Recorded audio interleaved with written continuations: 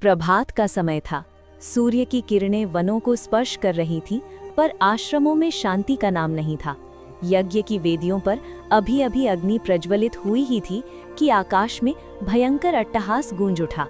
मारीच और सुबाहु, रावण द्वारा भेजे गए दो क्रूर राक्षस, वायु वेग से उतरे।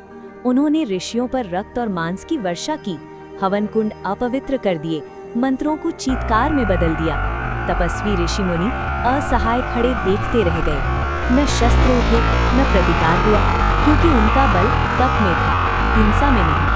यज्ञ नष्ट हो चुके थे, धर्म का संतुलन डगमगा रहा था। ऋषियों की याचना। सभी ऋषि मुनि एकत्र होकर ब्रह्मर्षि विश्वामित्र के पास पहुंचे। करुण स्वर में उन्होंने कहा, हे ब्रह्मर्षि, रावण ने इन दो राक्षसों को भेजकर हमारी तपस्या को चुनौती दी है। यदि ये क्रम चलता रहा तो धर्म का आधार ही टूट जाएगा।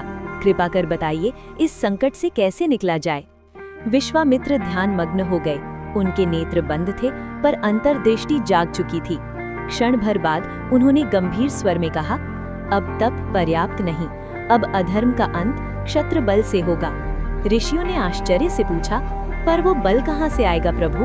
विश्वामित्र ने शांत किंतु अडिग स्वर में कहा, अयोध्या में दशरथ नंदन श्री राम है, नर रूप में नारायण स्वयं। अब मुझे वहीं जाना होगा। अयोध्या की ओर यात्रा। कमंडल उठाकर विश्वामित्र ने अयोध्या की ओर प्रस्थान किया।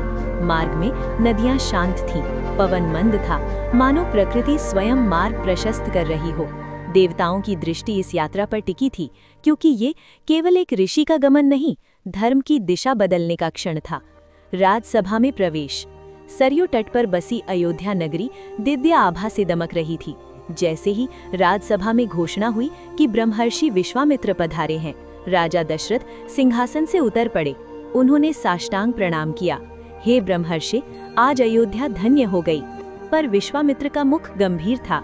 दशरथ ने विनय से कहा, प्रभु, राज्य, सेना, धन जो चाहे आज्ञा करें। तभी विश्वामित्र ने कहा, राजन, मुझे तुम्हारा राज्य नहीं चाहिए, मुझे तुम्हारी सेना नहीं चाहिए, मुझे तुम्हारे पुत्र राम और लक्ष्मण चाहिए। सभा में सन्नाटा छा गया। दशरथ का हृदय पिता की पीड़ा से कांप उठा। प्रभु, राम अभी किशोर हैं, वे राक्षसों से कैसे युद्ध करेंगे? विश्वामित्र की दृष्टि अडिग रही। राजन, तुम पुत्र को बालक मानते हो, पर मैं जानता हूँ कि राम समस्त लोकों के रक्षक हैं। तभी ऋषि वशिष्ठ आगे आए। राजन, विश्वामित्र का वचन अटल है, राम का जाना उनके धर्म का जागरण है। दशरथ की आंखों से अश्रु बह चले। पिता और राजा के बीच भीषण द्वंद्व था। अंततः उन्होंने मस्तक